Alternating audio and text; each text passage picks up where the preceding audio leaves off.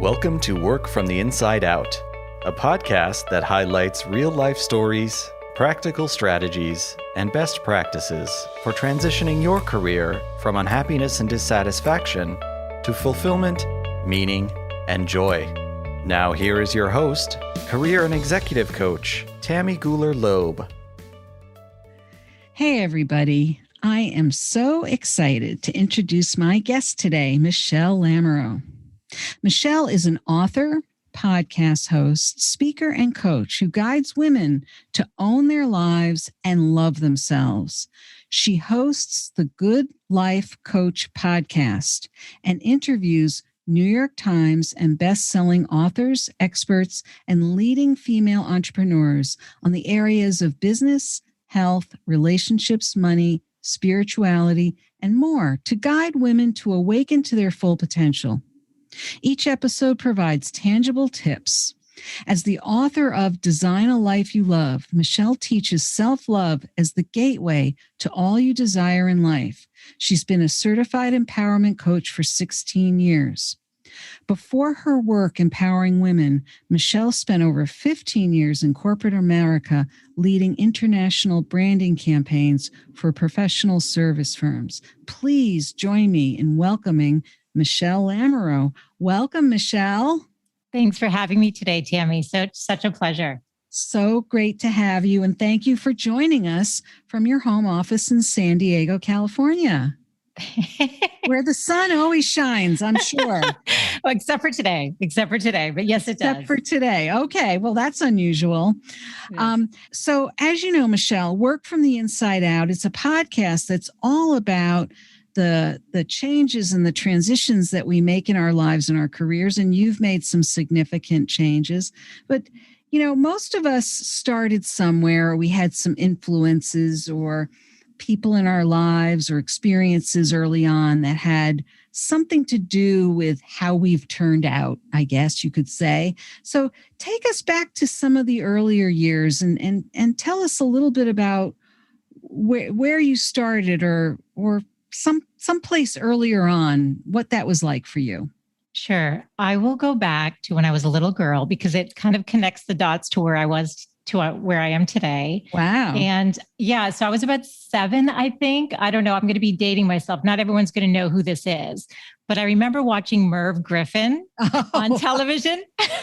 I know. Well, I know who Merv Griffin was. And I remember thinking, what a cool job. He gets to interview all these people. And I remember thinking, I want to have my own show. I remember thinking that at like 7 years old, and I would sit at the television and pretend I was the host. Now I'm mentioning this now because I think that our careers and our journeys can take us in different ways, and we may imagine a certain way, like he was obviously on television, and then later came Oprah and Phil Donahue. And I remember still thinking, what a cool job. Right. And part of that was just my love of people and like deep curiosity about people's stories. Yeah. You know, doing it as a podcaster versus the way that we grew up watching, you know, having a show. You have your own show, right? I mean, we have our own shows. Right. So that was kind of, you know, early desire. But then as I got older and went to college, I always knew I wanted to help people. And one way that I believed I could do that was as an attorney. So I tried it on by being a paralegal, corporate paralegal in a major law firm in Boston for a couple of years. Mm-hmm. And my curious self, I found myself interviewing all of the partners I worked with. I'd be like, I was, you know, as a paralegal, I'd have to do their, you know, some of the client work with them. And I'd say, hey, what do you love about what you do? Do you think I should go to law school? And I will tell you, Tammy, 90% of them told me, don't go. They're like, if you go, get an MBA too. But we'd say like, just get an MBA. It was so consistent that in my head, I'm like, I think I'm going to go get an MBA. You know, I mean, I was 22 to 24 at that time. So I was really influenced by what these people were telling me were professionals in an industry that I thought I wanted to pursue. And so I did a check-in with myself and I made the decision not to go to law school, which was a huge one. And I was at a transition and I'm like, well, what am I going to do next? And a friend of mine was a recruiter at the time. They were calling them headhunters. I don't think they call them that now. Yeah. kind of a random term anyway. And I decided to become a recruiter, and it was for high-tech startups.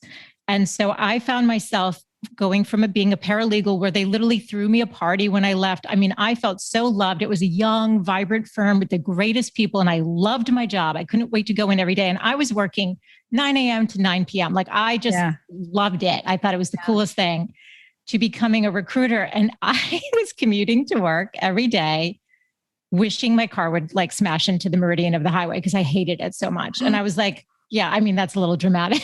Yeah, that is a little silly. Dramatic, but it's a little dramatic, but that shows you like I had an awesome, group of people I was working with. And then I went to an environment where I had a micromanaging boss, and it was not a job that I think was suited to my skill sets. And I thought, I don't love this. And I quit, Tammy, 3 times. My boss convinced me to stay. I quit 3 times in 9 months. And I was like very much like an overachiever and everything. And even just the idea of quitting made me feel like, okay, I'm kind of failing. But I knew that you could love what you do. I knew it because I had lived it. And now I wasn't happy anymore. And I was like, okay, it is time to switch gears here. Yeah. And so one of the gifts of even jobs that you hate, as you know, is that you learn things about yourself. And one of the things was that I was placing marketing professionals in these high-tech startups. I didn't even know what marketing was. I went to a liberal arts school. I didn't know anything about, degrees in business or marketing. And so I thought, oh, the marketing people seem really cool. Like, I like what they're doing. This sounds fascinating. So I happened to be having lunch with my paralegal manager from the firm, mentioning, I'm going to pursue marketing. And she said, oh, there's a position opening up in the firm as a marketing assistant. And I said, no way. So I went in, I got the job that day. I was offered the job the next morning. Like, they were like, great, you're it. 6 months later, my boss, the director of marketing, is like, listen, I'm leaving. I'm not happy here anymore. I want you to come with me. And I said to her, I am an incredibly loyal person. I'm back in this firm that I love, with people that I respect. And they gave me this opportunity. And I wish you the best, but I'm going to stay. And so it was really hard because I'm very much a people pleaser. Yeah. So, I just felt like it was the right thing to do. Integrity is a core value of mine. And as a coach, we know like core values are integral to your success and happiness. Right. And so there I was, just turned 27 years old. Boss, the director of marketing quits. The next day, the head of the firm calls me into his office and he says, Michele, a bunch of the partners have come in here and they told me you can do this job. I'm going to offer you the director of marketing position. And I remind you, I had 6 months of experience now as a marketing assistant. I knew nothing about this position. And it's on a 3-month probationary basis. And you either are in or you're out at the end of the 3 months. Do you want the job? And I said, absolutely, I can do this job. He said, by the way, in 3 months, we're going to be in Dublin, Ireland, and you're putting on a conference for high-tech startups over there. That was my yes. That was my test. That was your either in or out, was based on this conference. Now, Tammy, I'd never attended a conference. I was just turned 27, literally like a month past turning 27. Yeah. I had been to Ireland in college, but that's very different than, producing a conference, let alone in another country. Well, you were doing this on behalf of a law firm too. That's interesting. Yes. And marketing at that time, I'm glad you said that. Marketing at that time was very new. Most firms didn't even have a marketing department or like an actual dedicated team to do marketing. Was so, yikes. I'm going to see if I graduated. I'm trying to think how long ago. We're talking in the 90s. So maybe like 97, 98. I mean, 1997, 1998. So it was a while ago, like, right. So, so went off to Dublin, organize this. And I remember he said, talk to, this partner, he'll help you. And I went to the partner. He's like, I don't know anything about conferences, and nor should he. And so I was like, I am so on my own on this. And I just, I made a mindset shift. I'm like, you have an opportunity, you've got what it takes, you're going to do this. And so, we teamed up with an accounting firm over there, and the woman and I ran it. And the boss the head of the law firm called me in his office when we got back. He said, that was an unqualified success. You're it. You're in. I love that. Unqualified success. Yes. And I remember having to look that up. I'm like, is that good? Is that good? You had to look that up? I did. That is too funny. Because I was so nervous. I was like, wait, am I misunderstanding it? It sounds good, but you're like, wait, am I in or am I out? Yeah. But he'd said, he's like, you're in, you've made it. But that was my test, was that conference. That must have been, those 3 months must have been so nerve-wracking. Yeah. You know what's funny? I loved it. It was, but I loved it. I love a challenge. And again, just like when I was a paralegal, I felt on purpose. I felt alive. I felt energized, and I felt happy. And I really loved it. And yeah. And so that was, about 8 more years in that role. Wow. I just wanted to back up for 1 second. I'm just curious, what did you study in college? I was a political science. They called it government in my liberal arts college. So it was political science, which was the major you chose in liberal arts, according to, the professors when you wanted to pursue a legal path. They encouraged, that's what they encouraged. Government was like a good I see. choice. So that was because you thought you were headed in that direction. Okay. Correct. And I was an education minor, which was something I also in the back of my mind also thought I could pursue. I thought about that. Yeah. Yeah. I was just curious about that. No, it's a good question. It's true. Yeah. So you were with the firm for another 8 years as their director of marketing. And you're right. I mean, it does resonate that law firms, back then didn't really think a lot about marketing. I don't think they didn't. No, they didn't. And actually my peers were all MBAs or JDs, and all at least 15 years older than I was at the time. The people, they were coming up maybe within the firms or transitioning from being an attorney to maybe taking on a different role within the organization as an attorney. Mm-hmm. So yeah, it was definitely a newer thing. Now I would say they all have somebody or a team of people, depending on the size. So you were an unqualified success. Well, the event was. Right. Oh, okay. And so so sadly though, the founder passed away unexpectedly. He was married to his kindergarten sweetheart. Oh my goodness. I know, it was heartbreaking. And he passed away unexpectedly at the age of 63. It was going to be mandatory retirement at 65. And the place that I knew and loved became a very political, unhealthy, I'd say, just like in terms of, the environment it was not a good place. And I remember going to all the partners. I'm like, you need to communicate to the associates because they were afraid for their jobs.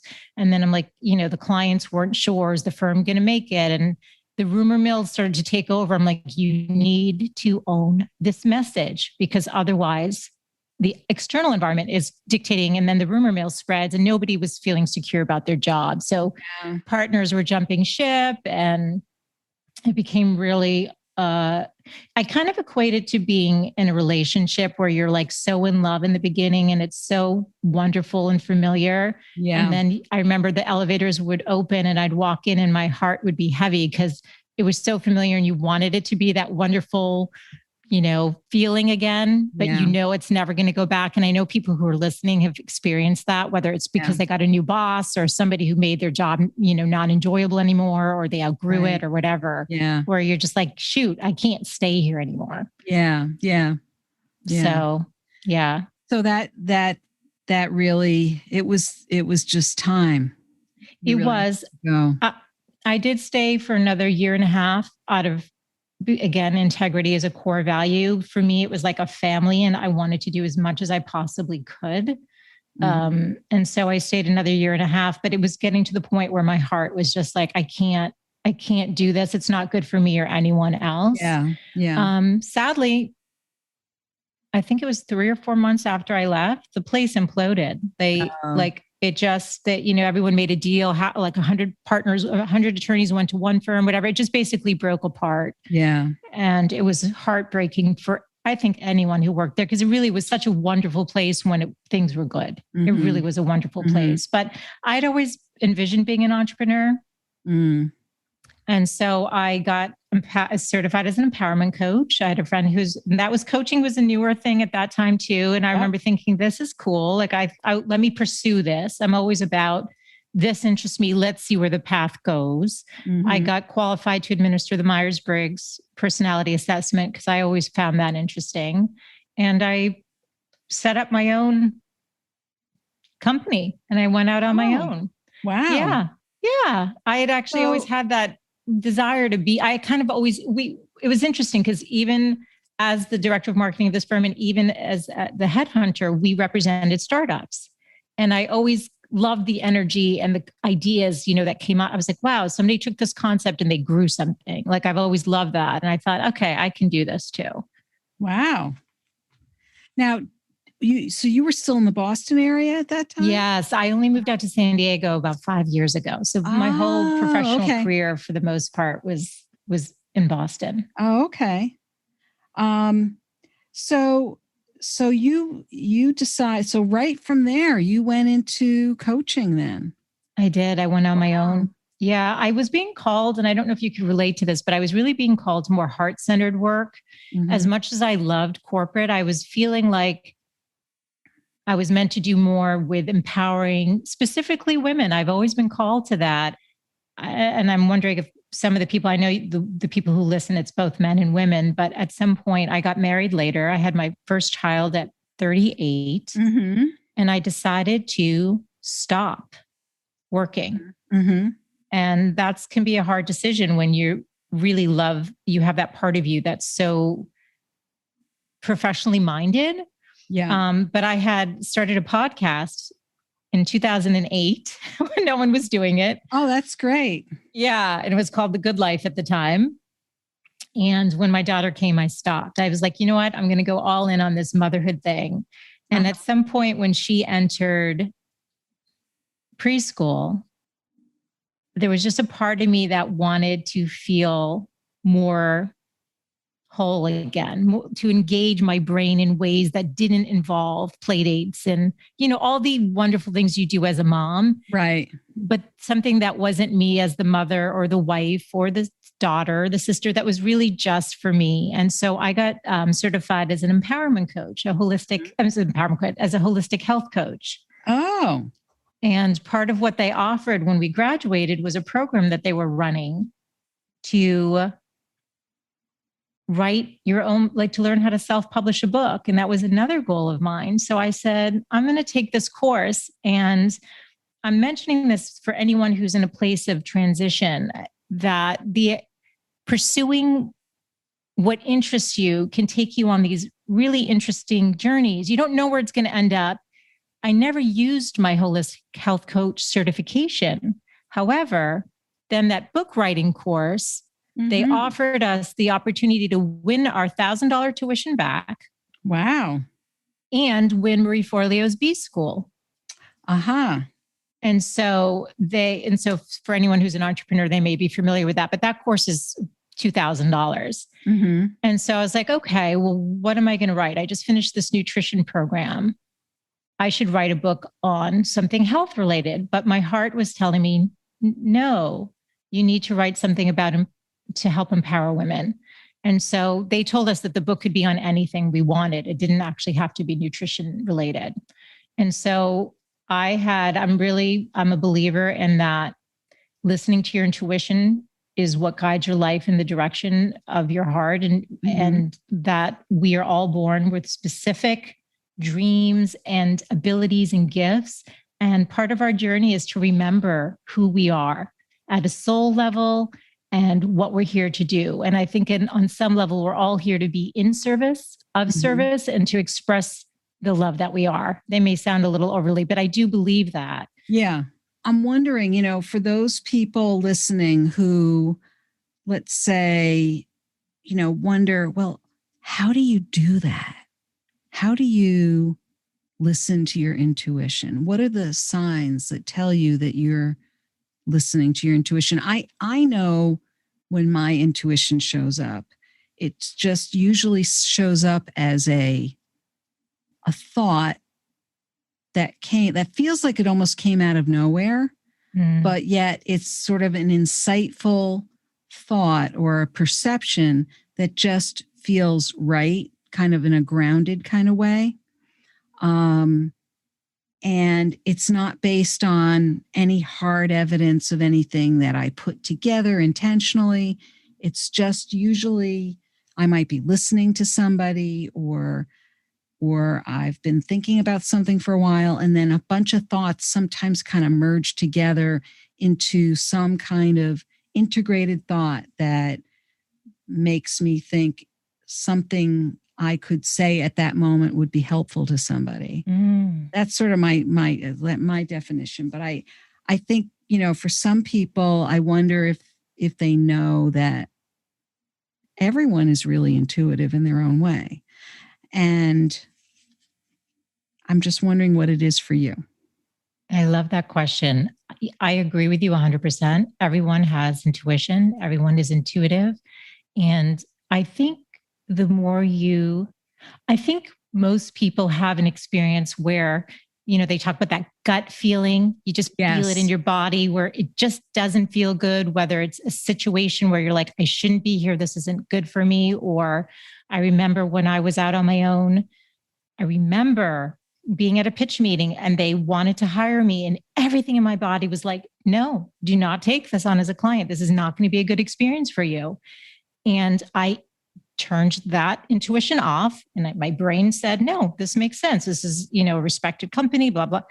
And I could just feel in the room though, the founder of this place, it wasn't going to be the right fit. And sure enough, I didn't listen to the intuition. So I think most people have that experience where it speaks to them. Yeah. I do feel it in my body. Yeah. And for me, it's such a deep knowing.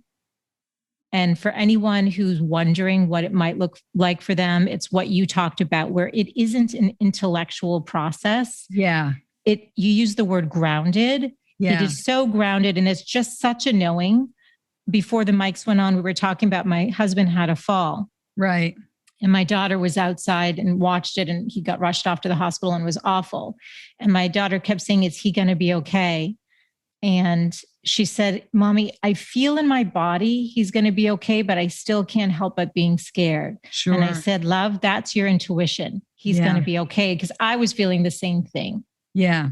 Yeah. Yeah. Yeah. That's great. Yeah. But you can journal with it.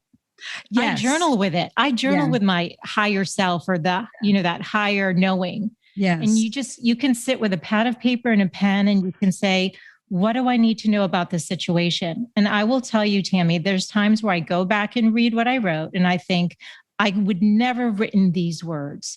And it's often very, like you use, I love that word. It was very grounding, very loving, very clear. Mm-hmm.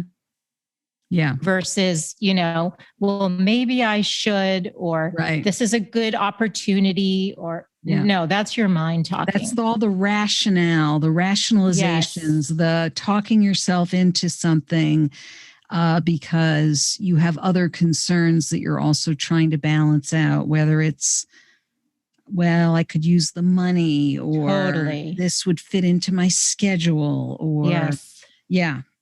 And not to say that those things don't play a role. They're important.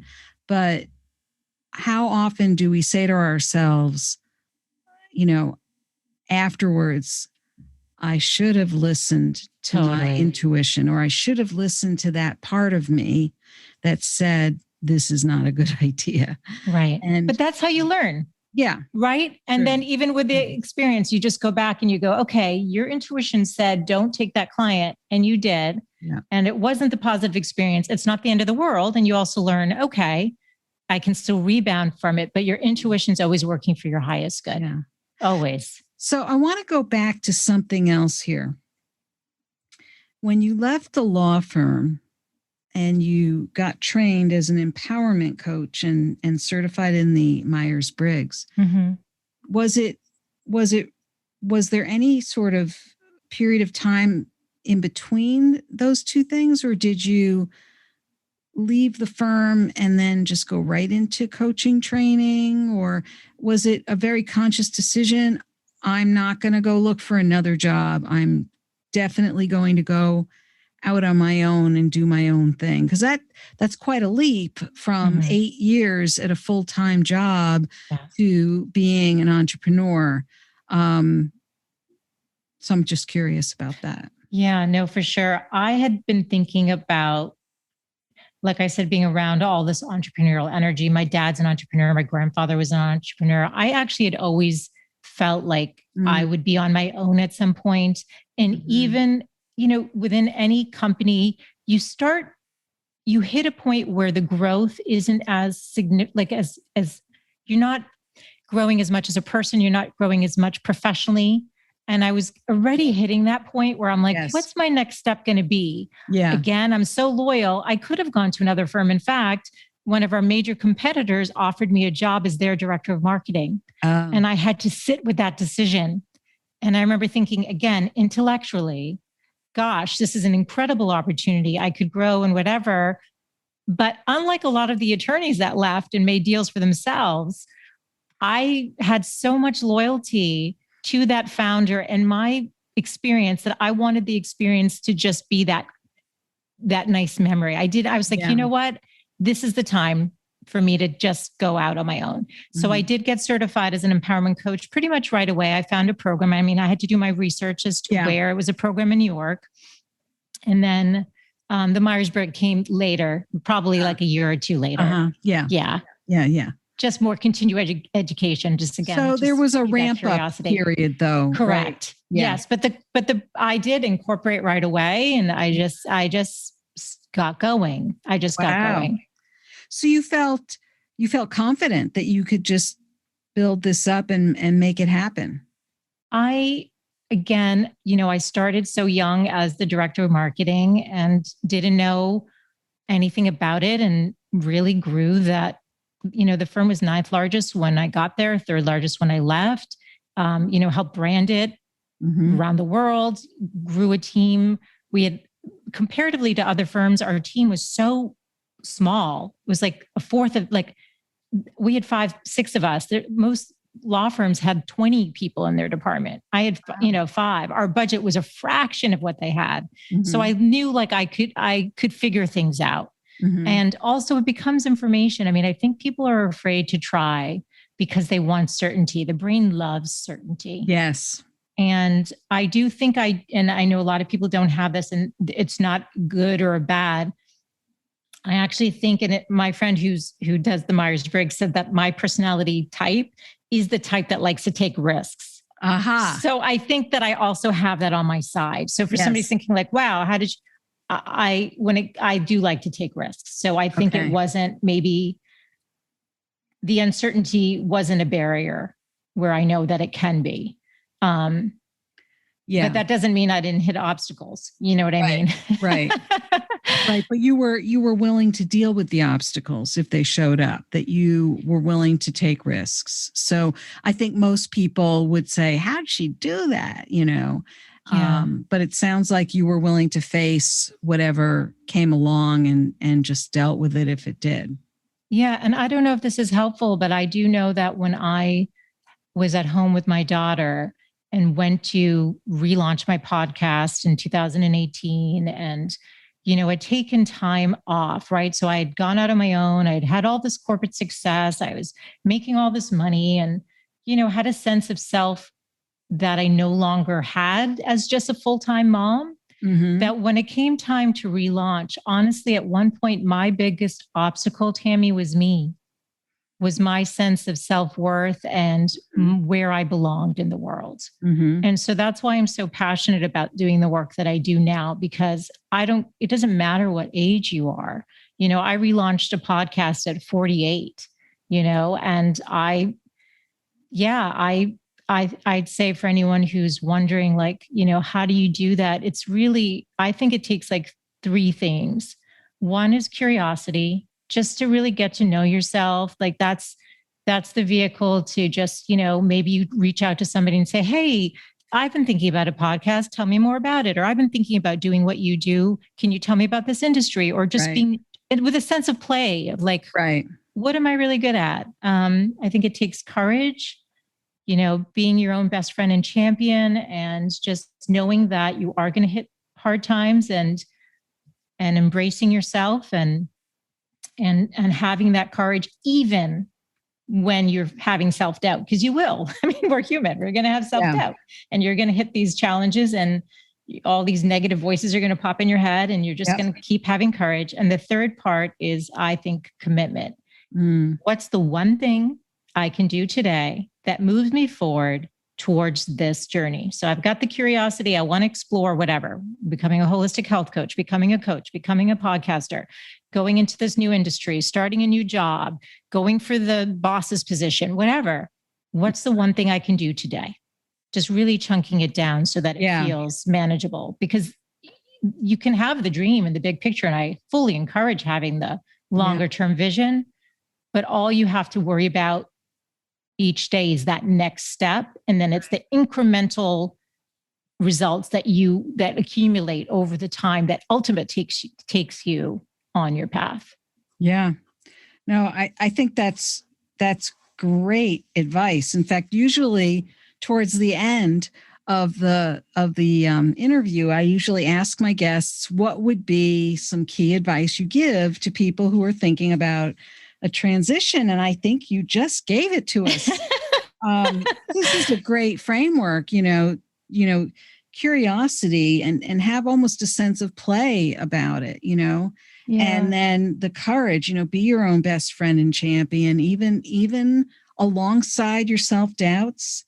And then the commitment, is not committing to, solving world peace. It's more like just what's one step I can take today. And when you chunk it out that way and make it tangible and manageable, that's how you start to take action. And we all know this in our heads, but sometimes we just can't get ourselves to just take that one step.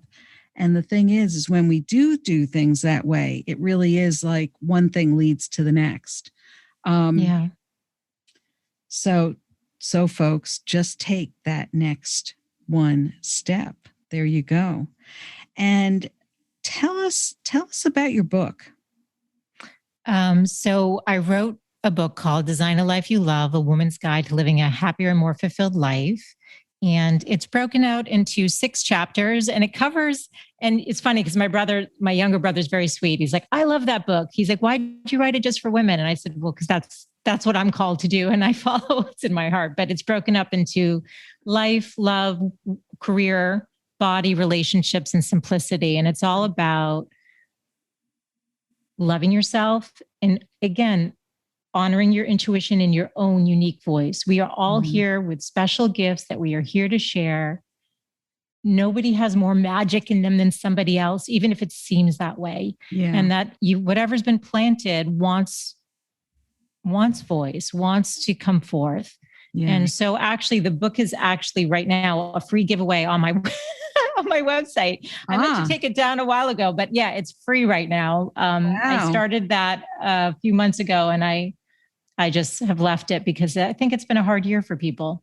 And the book is all about loving yourself. So the best place for people to find you is through your website. Is that right? It is at thegoodlifecoach.com. And yeah, that's probably the best place. That is such a great website for a coach. Isn't that funny? I know, The Good Life Coach. Well, it used to be The Good Life was the podcast name back in 2008. Right. But I couldn't get that website, and I got The Good Life Coach way back when. And I just... Perfect. Yeah, it worked out.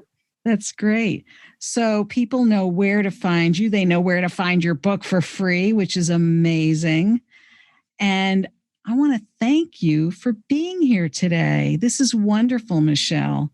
Thank you for having me, Tammy. Yeah. And one thing I'll add is accountability. Like the work you do in the world is so important.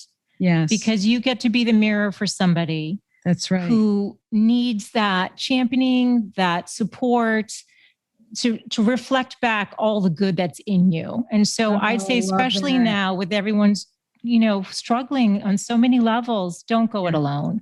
So thank you for the work that you do, Tammy, really, with your show and your coaching, all of it.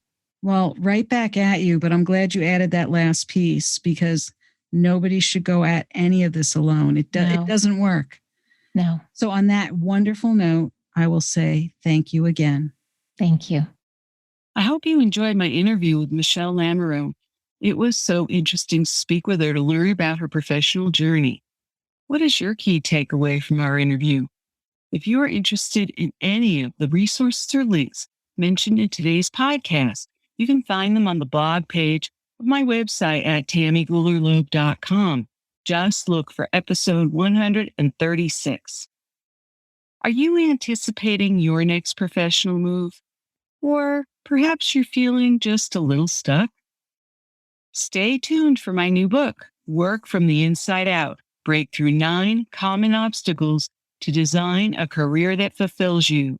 It's available in September 2021 in print and digital ebook editions through my website, Amazon, Barnes & Noble, and independent bookstores. If you were inspired by this episode with Michele, please share it with your friends and colleagues. And don't forget to subscribe so you don't miss next week's show. Remember, subscribing is always free. Are you enjoying the podcast? I'd love to read your review on Apple Podcasts. It's easy to find through my website at tammygoulerloeb.com/podcast. Just click on the Apple Podcast button and follow the instructions provided there. Thanks so much for listening, and remember, it's never too late or too impossible to increase your sense of fulfillment and satisfaction in your work and other meaningful activities. Let me know how it's going for you.